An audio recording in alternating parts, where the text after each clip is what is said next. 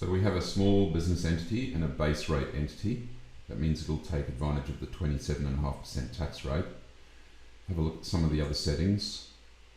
We've got two shareholders, John and Anna Doe. And we have a franking account, which you can see I've got no transactions in yet. We've got the share register where we recognize the shareholding. We haven't had any dividends. We've got a set of financials that we've imported, and this has a comparative year. So we'll work on the basis that the comparative year is the first year, and therefore the comparative year, which had a profit of 35,000 after tax of 17,000. So that tax liability sat in the comparative year as a liability, 17,188.55, and we can assume that 17,188.55 was paid somewhere around, so 15th of the 5th, 2021. 17,188.55 tax paid. Right, so it's always the date the tax was paid.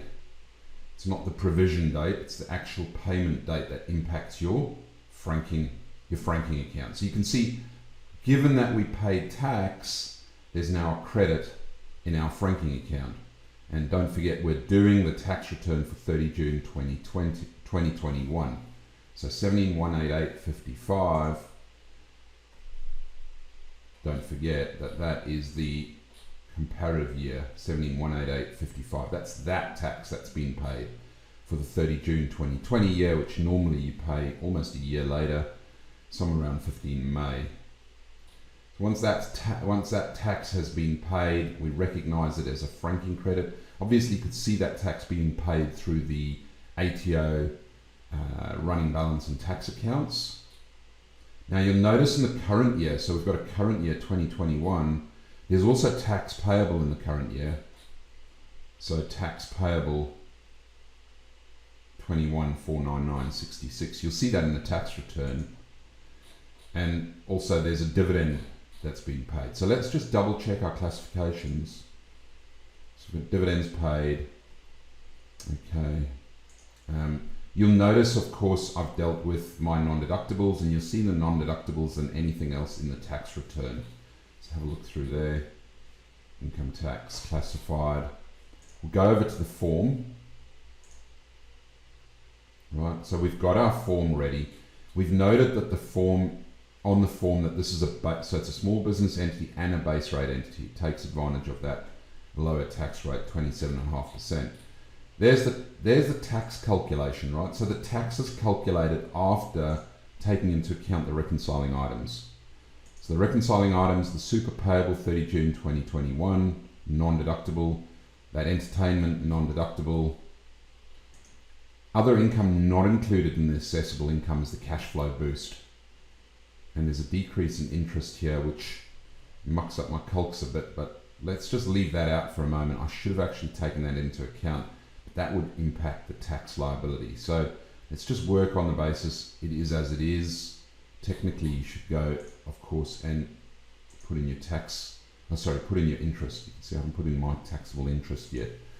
But needless to say, this calculation should work.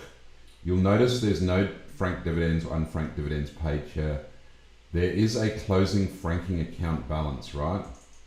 So where did that 17,188 come from? It's come out of our franking account, 17,188. But what we haven't done is we haven't recognized the 10 grand dividend paid. So let's go back to the share register, facilitate the dividend payment on the ordinary shares, and that is $10,000. So we'll leave it as fully franked. We'll have the dividend payment date as the last date of the financial year. And we can have the ex-dividend and book closure date as the same. Those are optional anyway. So you can see this is how to work out for the shareholder. We'll apply those dividends. Now, if we have a look in the tax, or actually, let's first look at the franking account. You'll notice that the debits for the dividends come through and impact the franking account.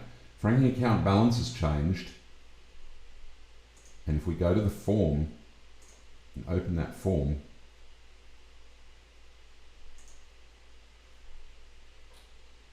what do we see in here? We can see that our franked dividends are paid, right? So you could open that up actually and see the dividends auto-populated into the worksheet from the relationship information and whatever was in the dividends paid.